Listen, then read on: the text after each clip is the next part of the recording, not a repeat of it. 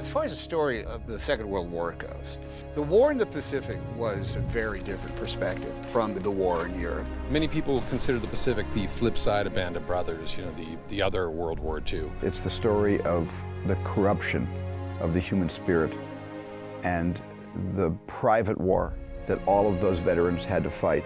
We all know that we have to come up with a new narrative for the Pacific that is going to be different than anything we've had. So we're not just repeating ourselves, but instead we're trying to blaze some new territory.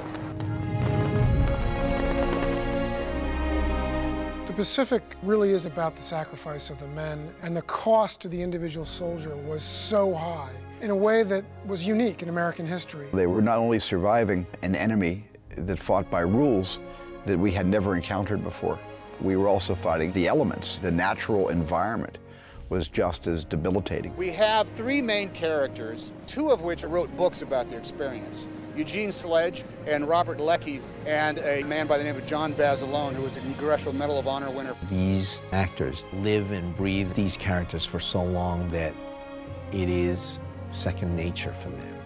So when you see them do a scene, they are living the moment rather than acting the moment. The truth is always much more amazing than any story you can make up.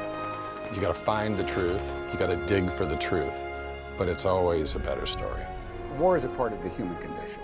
The question we ask in the Pacific is how were they able to go through all of this and just get on with their lives? Our show may be about a handful of American Marines, but you know, it's also about the millions that we don't get to see in this miniseries.